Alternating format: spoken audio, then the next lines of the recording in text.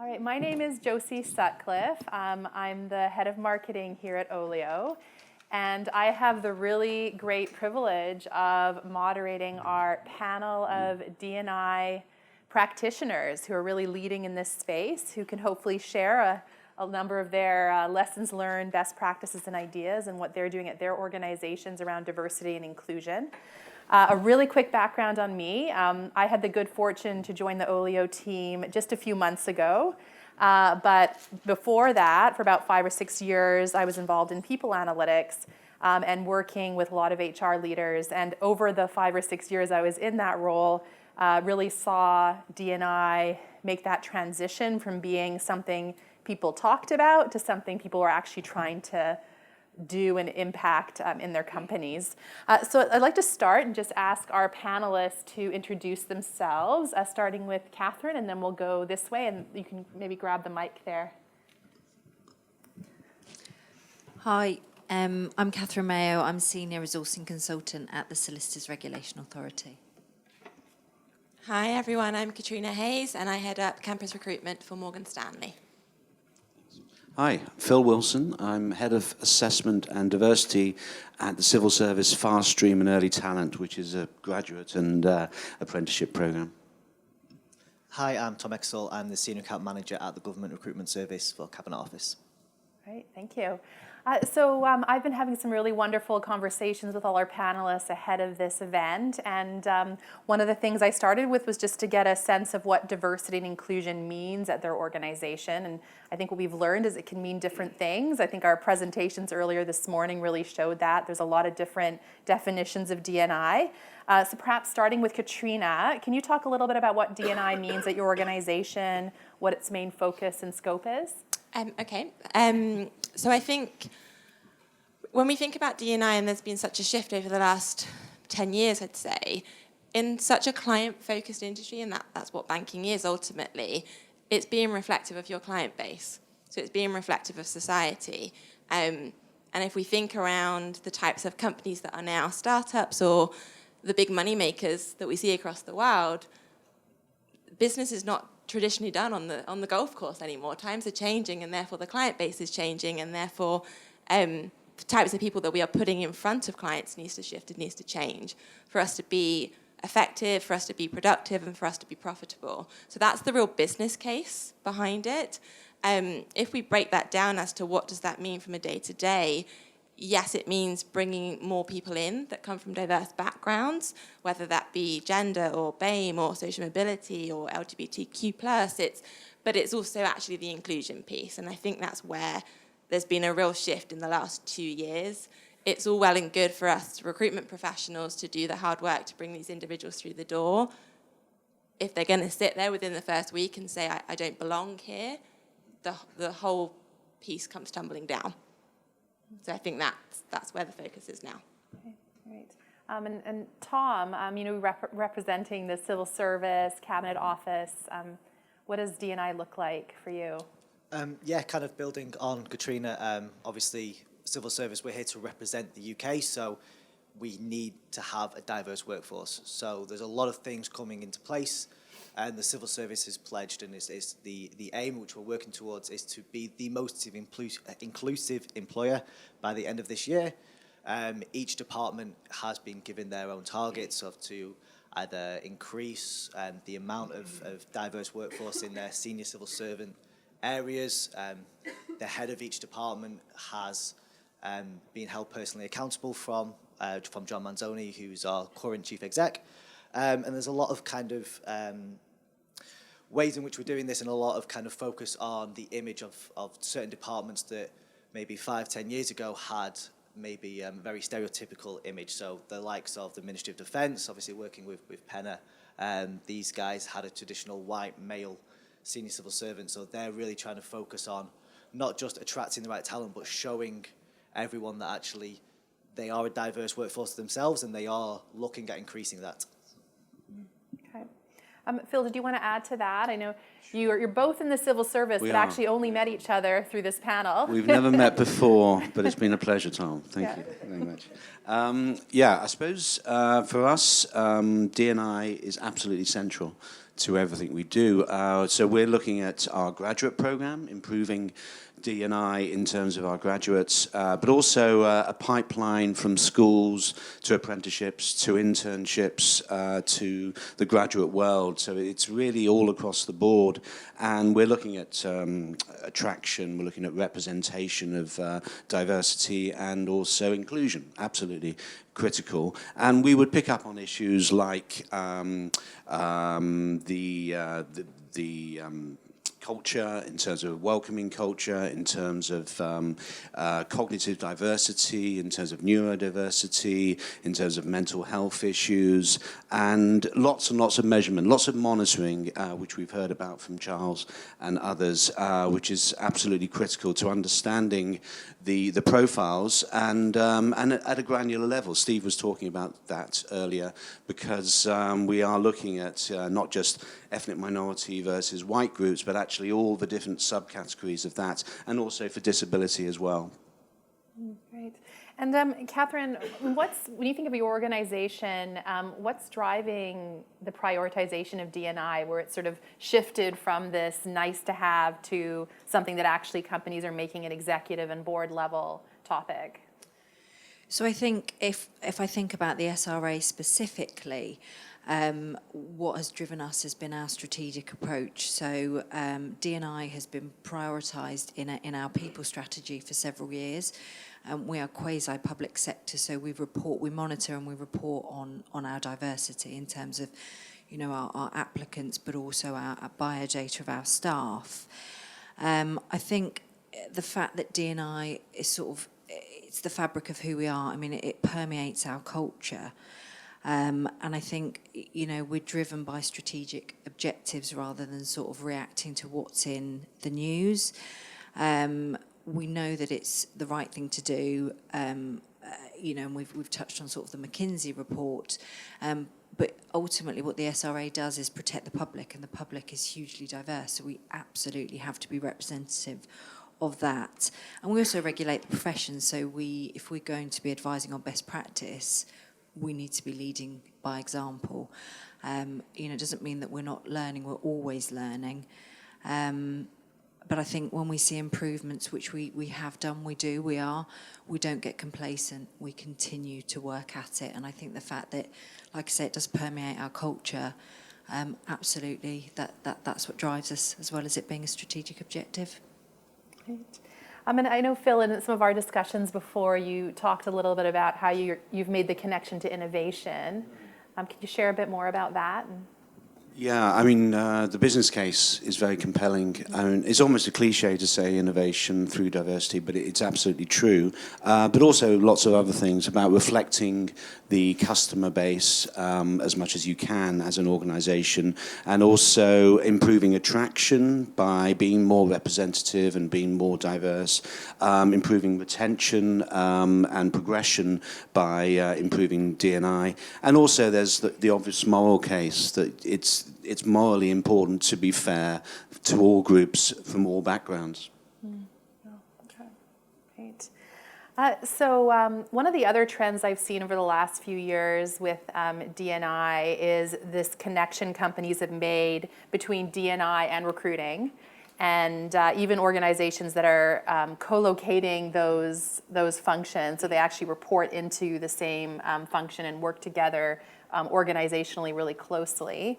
So how are you working with the D&I function in your organization? And perhaps we can start with Catherine.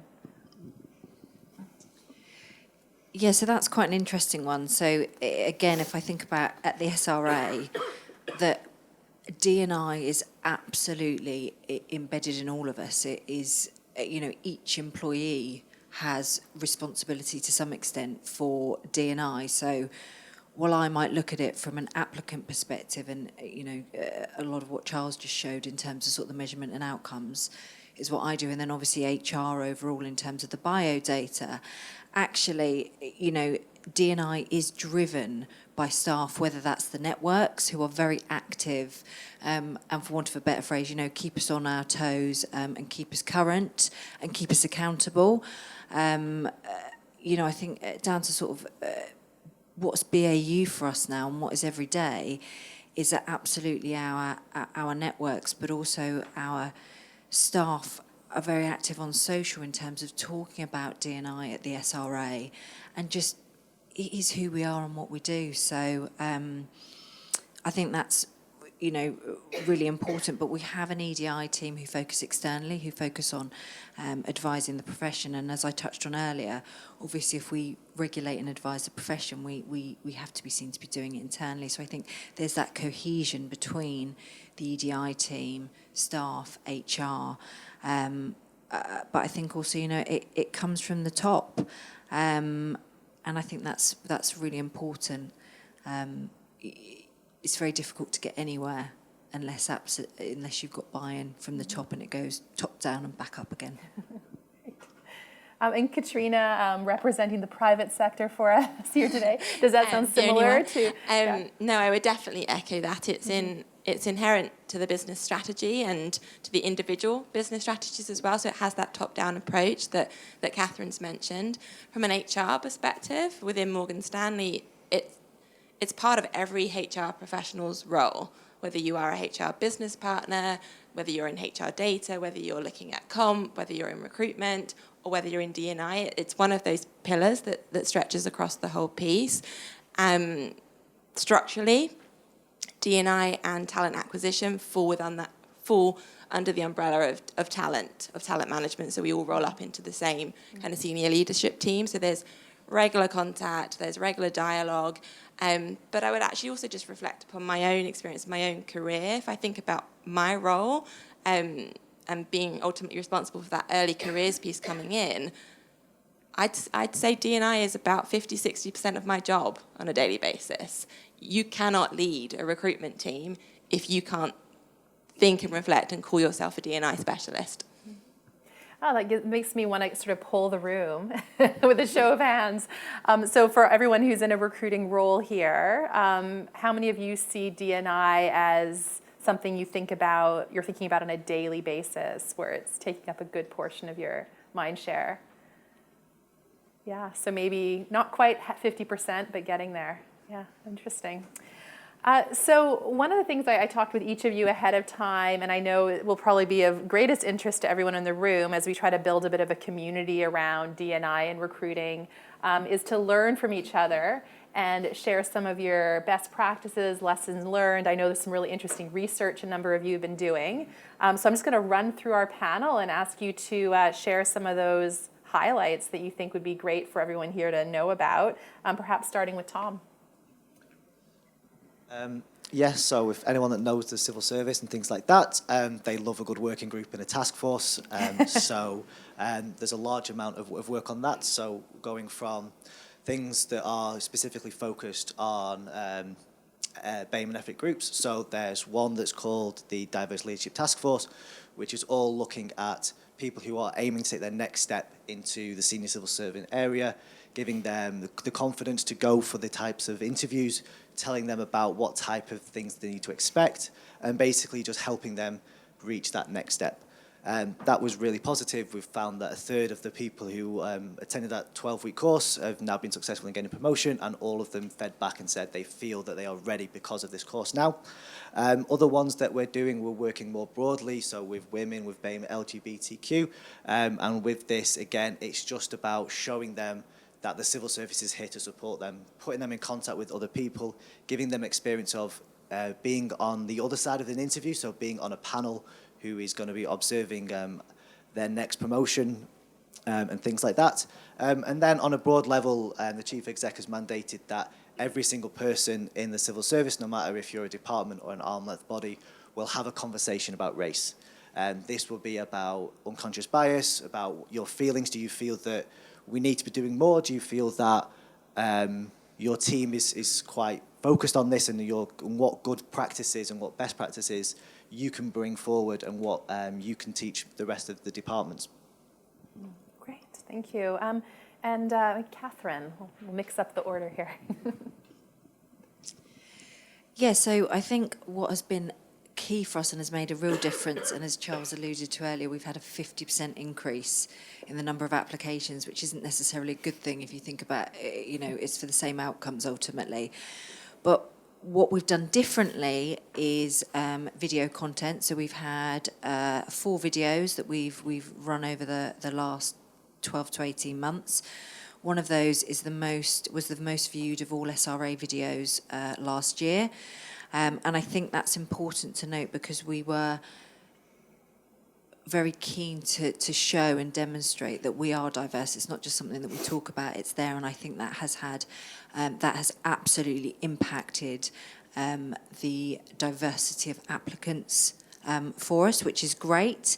A very simple change two very simple changes that we made that have again resulted in very good outcomes is on our job adverts putting that we're happy to talk about flexible working, so that we will talk about it, get in contact with us, and that's made a difference. And I think the fact that 2/3 of applicants, 2/3 of hires have been females speaks volumes.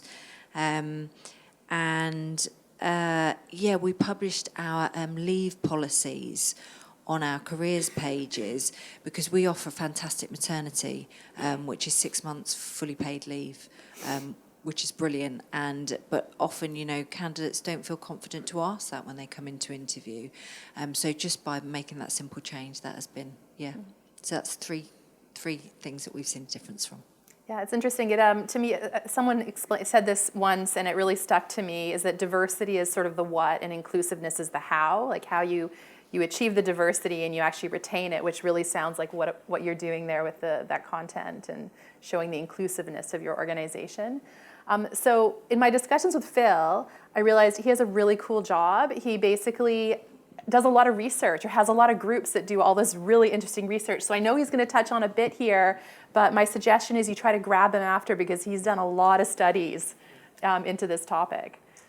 Yeah, no, that's one of the things we've focused on. We've got a new D&I strategy, which has just been completed, and research is definitely part of it, so that we've looked at, a couple of years ago it was with the Bridge Group on social mobility, which Stephen referenced earlier, and that had a major impact. It doubled our success rate in terms of socioeconomic background, and last year we did some more work in terms of ethnic minority performance, and that covered some similar areas in terms of barriers, in terms of recruitment, and some of the things we've been doing as well relates to redesigning our assessment process to make it more engaging, more digital, more video-based, doing cultural bias reviews, using external partners to sort of scrutinize what we're doing, and also increasing our diversity internships. So we have internships which is focused entirely on diverse groups in terms of lower socioeconomic background, ethnic minority and disability, and we are moving this year to 800 internships, which will have hopefully a major impact, and hopefully a lot of those will be converted to permanent roles subsequently, and that includes a lot of work on the neurodiversity side. So we've now doubled the number of interns who are on the autism spectrum, and that's really exciting. A couple of other things that's really been helpful is to do with a near-miss scheme, which actually increases diversity by looking at those who don't quite hit the pass mark for, say, the graduate program, but actually are quite diverse and can be offered roles nevertheless. So we've done that for a few years now, and we've annually added in about 800 to 1,000 people using that near-miss approach, which has had a major impact, and they're fantastic quality graduates as well.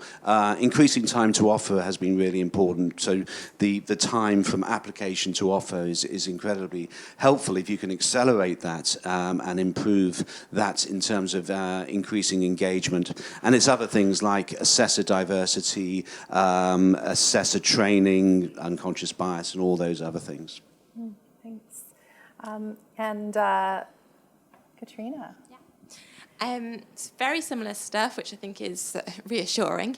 But actually, I think it was mentioned earlier by Steve, it's taking a step back and recognizing that it's a long-term game. And I think where we've really ramped up our efforts over the last year or two is within the school level piece. And we're not a big apprenticeship hirer, just to be clear. We're trying to make some headway in that space, but actually it's pipelining from a much younger age, and mobilising business groups to make use of where there are alumni in secondary schools across London and home counties, or more broadly across the UK, or their children are studying in schools. So they have that connection and want to kind of be proactively going into schools to give back. So there's a CSR element to that, but it's actually bringing it into the world of recruitment to convert it into pipelining of talent, and specifically for diversity. So we have programs that are run now for A-level students, for females, to demystify what it is to be a woman within banking and actually the careers that you can have. We're looking at a social mobility program specifically for A-level students. So it's trying to get to them that bit earlier, because statistics do show, especially from the lower socioeconomic background perspective, that they might be academically really strong and do incredibly well at university, but that's not translating into graduate jobs.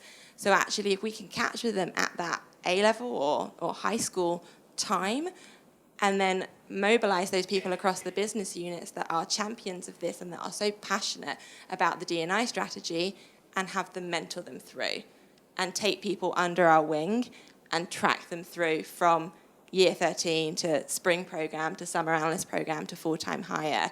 And we've started to see results, and we've got a good number of people now that did a programme with us back when they were 18, 19, and are now 26, 27, and have done an analyst program, and they've been there for 2-3 years.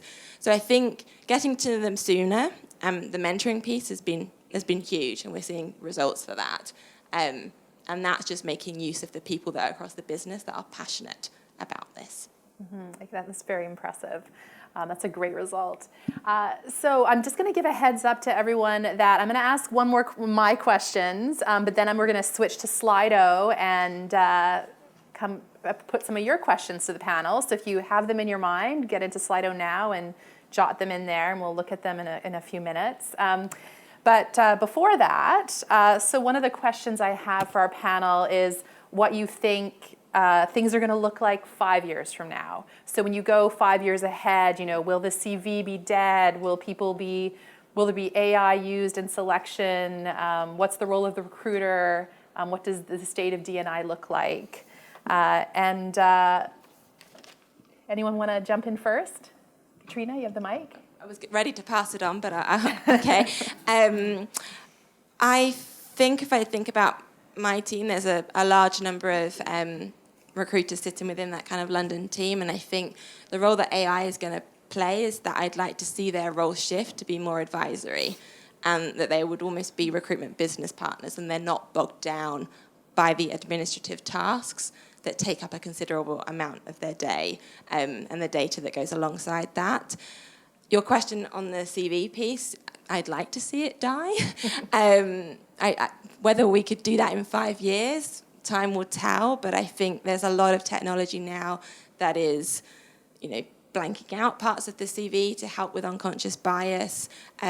We've piloted a relatively successful exercise where we've actually said to business units, by the time that student gets to an assessment centre, and they've gone through online testing, and they've gone through telephone interviews, and they've gone through CV screening, please explain to me why you need their CV in front of you when you're interviewing them. We're giving you an interview script. These are not experienced professionals at that university level, so let's remove that CV, let's stop thinking about their background and start thinking about their potential. And interestingly, people haven't really bat an eyelid. And it's worked, and so we'll spread that, and ideally over time we'll spread that so we take it away at the telephone interview stage, and then we take it away at the screening stage. But it's an incremental approach. If we try to just remove it tomorrow, there'd be uproar. So to do it in a way where they don't notice it so much, I guess, is my advice.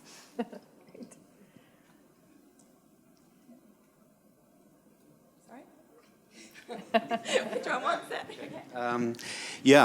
I think definitely AI, obviously. Everybody will say that, I suppose. But we have looked at it for our video interviewing, and it is absolutely possible to sort of introduce that, to have that automated approach. And just generally automation and digital assessment is really central and possible in respect to things like multimedia assessment. We're using iPads at the moment at our assessment centre, and that's been really good for engagement, and we're really pleased with the way that's worked. But I think also some of the more sort of general things about making sure that your brand is authentic, not misleading candidates is still going to be very important, and that goes all the way through. And using social media, of course, will be critical, and the different platforms in terms of attraction, but also in terms of recruitment, and also looking at all the different routes that you can attract and bring people in,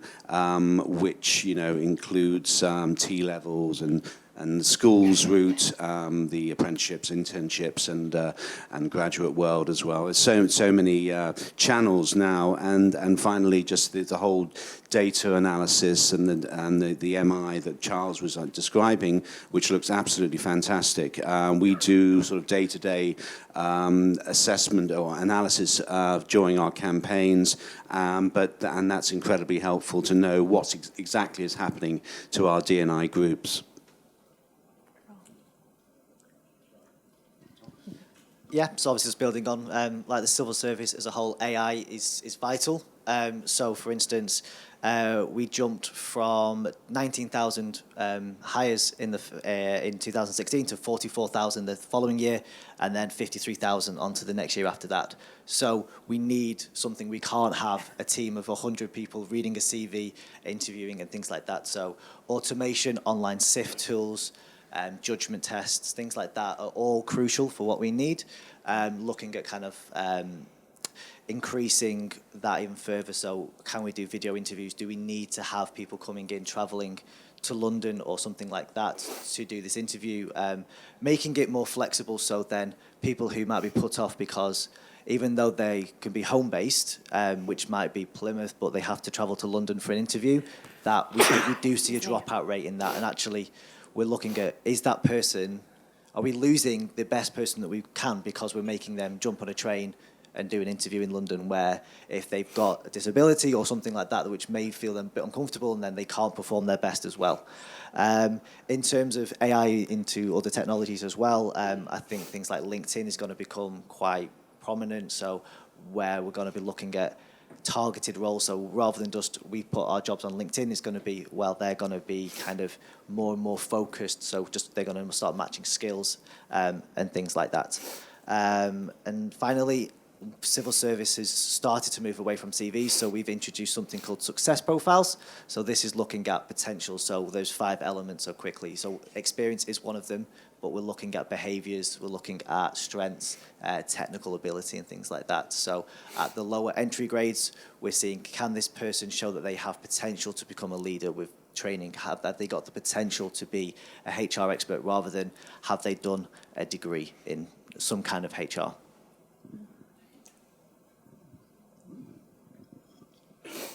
I'm going to put my head above the parapet on this one and say that we've been talking about the CV disappearing for a decade.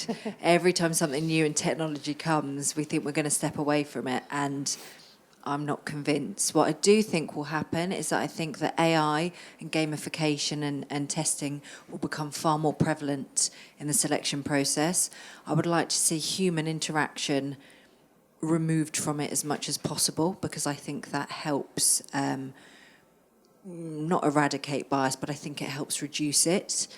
I think what is going to be critical is that anybody who is not measuring D&I and articulating their successes and actually where they need to focus on is going to be left behind.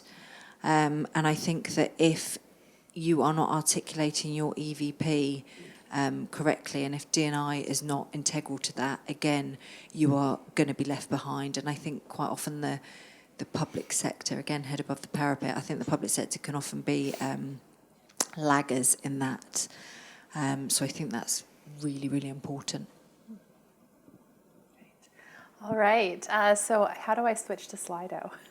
Do I do it or do you do it? All right. Thank you. All right. And by the way, if you feel free to also just put up your hand. We accept voice too. All right. So let's see what we have here. I'm going to scroll down to this. All right. So I think that's a great one to start with, perhaps. So how do you ensure that D&I and belonging is truly embedded within an organization from the top down? Does anyone want to take that? I think your employees have to have a voice. I think they have to feel actually safe and supported. And I made the point earlier, but I think unless it permeates your culture, unless your CEO all the way down to your lower level roles feel that, I'm not sure you can achieve it. I think people have to feel safe and supported, that they have a voice, actually. Mm-hmm. I think the top-down approach to getting that kind of senior leadership level behind this, we as a firm publicly signed the Women in Finance Charter, and then more recently the Race at Work Charter as well. There's nothing like a public commitment to make your CEO jump on board with this. And please don't take away from that it's not the right thing to do and people aren't morally behind it too, but it's that accountability piece. And then across the organisation, we have a Diversity Action Council where 17, 18 incredibly senior MDs get together on a monthly basis to talk about this topic. And then that filters down. And people see that it's high on the agenda. And it's high on the agenda of the individuals coming through. I think where there's work to be done is making sure that it's not just at the top level and at the bottom level, but it's at the middle management level piece too. Okay. Do you want to add for the civil service at all? Or? I think one of the things that really helped us, just going back to the social mobility area, was to have some very detailed recommendations around what we needed to do and how we needed to change. And as you were saying, Katrina, that the absolute imperative of having that commitment at the top. So our cabinet secretary at the time said that we would install every one of those recommendations, and it made a huge difference to have that commitment. And we ran with those actions, and we implemented them in that 2-year time frame, and it made a real impact on what we were doing. Yeah, okay. Did you want to add? Sorry, Tom. Or? I think for us as well, it's just being visible. So we publish all of our diversity data. Everything is free for public use. And again, it just goes back to, we all believe in the civil service that to truly represent the nation, we need a diverse workforce. We need to have an accurate representation within the team. And I think the messages that goes out from all perm secretaries out to internal and external people, and as well like our chief exec, is all about this is what we are focusing on. We are out and out pledging. We put a time frame. So when we said we're going to be the most inclusive employer, we said by 2020, we are sticking to that. So I think it's just pledging and also putting a timestamp on that as well. Great. Yeah. So, the real theme that came out there was this idea that how you show up from the top down, how your leaders show up, how they demonstrate that D&I is something that actually matters to them and the organization, and then being accountable for their goals and actual programs. So maybe I'll jump down. There was a question, which I think it was specific. Oh, sorry, it's up higher. But it was specific to internships, but I think it could apply to anything, which is that when you're running a program to encourage D&I, how do you ensure that the people that you are hiring don't feel like they're just the token hire?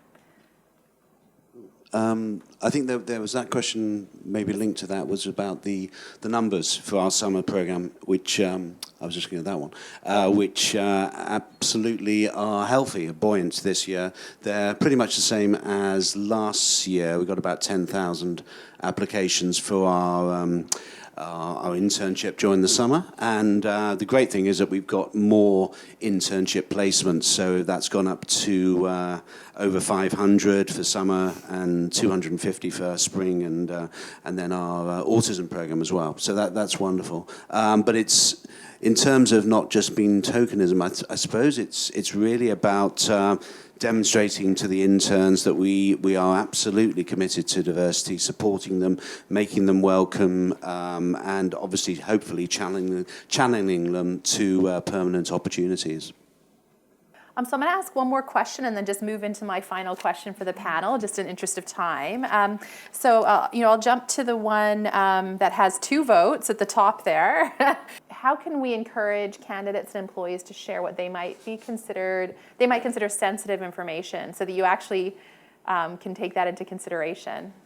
For us, it's just about being very honest about how we're going to use this data. So, for instance, we do a lot of things like the people survey and things like that, and we ensure that we have a minimum number of people who fill that form out so that no one could be identified, and also basically sharing it. So we're not giving names or anything like that, but we're just being very honest about how we're going to do it and why we're using this information, why it's important.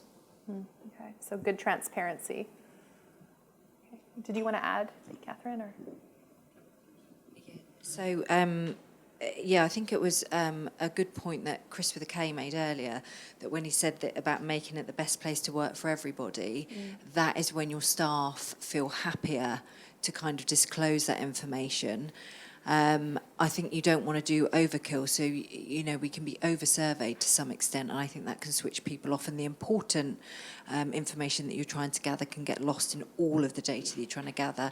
But exactly what Tom's just said about being really honest about what you're using it for. So while our non-disclosure rates actually across the board have sadly increased, I think that is probably a byproduct of kind of where we are going with data as a whole, and the fact that we're getting much more cautious about what we share. But by and large, we still get 92% of candidates disclosing broadly, which is pretty powerful actually, because I think they probably feel very confident about actually what we're using that data for. Mm-hmm. That's great. And that is a good sign. Did you want to add, Katrina? No, to be fair, I think it's all been covered, but not only how is the data used, but who sees it. Mm-hmm. I think the transparency on who sees that data. That's a good point. All right. So just going into my last question. So all of us are going to go back to our regular lives this afternoon or next week into the office. If there was one key takeaway you could give to this group on this topic, what would it be? And maybe I'll start this time nearest to me with Tom, and we can just move across. For me, it's just about giving as much information as possible when you're advertising a role. So most of the jobs that we do in civil service, we have a candidate information pack. On the back of this is all about our policies. So can this be a job share? Can this be part-time? What's the leave allowance? What maternity cover do we offer? And it's basically just giving them all these questions that they might be scared to ask at interview because they feel there might happen, something might happen in the interview, and it means that this is the decision that stops them. So if all of this information is available, they're more likely to apply and they're more likely to accept a job. Thanks. I think for me, it's about the biggest changes that we've achieved in the last few years has been about being flexible and adaptable in terms of recognizing the imperatives for the organization, the agenda for the organization, whether it's ethnicity, whether it's social mobility, disability, neurodiversity, and all those things. So being able to shift your focus and achieve results there, but doing that by a certain amount of courage that any initiative will have some risks attached to it in terms of the outcomes, the impact, but sort of being brave and allowing that initiative to be launched, at least in a pilot format, and then hopefully reaping the benefits of that courage. I think I might look at this from a slightly different angle, and I'm thinking back to our conversation on the phone, Josie. It's looking at your teams and what role they play as recruiters in all of this, and the more a recruiter understands the difference between positive action versus positive discrimination, the more they can influence and challenge stakeholders and the client groups. The more your recruiters are passionate about this topic, it directly impacts those results. Recruiters by and by have a bit of a sales profile about them. They are strong influencers, whether that be kind of engaging with the candidate population externally, but also their client groups and getting them across the line and recognizing the power they play in the process. So giving them that confidence to do that. Yeah, I mean, I'd echo exactly what Phil just said about being brave. I love that word, and I think that's really important in conversations. But for us, if I was to give you one key takeaway of what I or we as an organisation have learned, it's show, don't just tell. So we are a society of thumb scrollers. And actually, if you can see something in a few seconds versus what you can read and be told about in a few minutes, that is far more powerful. Right.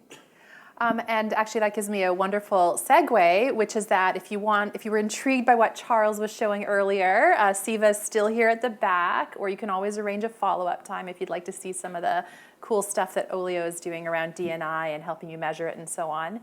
So I'd like to thank our amazing panel for the time you took to prepare for this and for being willing to share your own experiences. I know D&I can be a very sensitive topic, so it really means a lot to have people come and be leaders in this space and share that so that we can all learn from them. So thank you so much.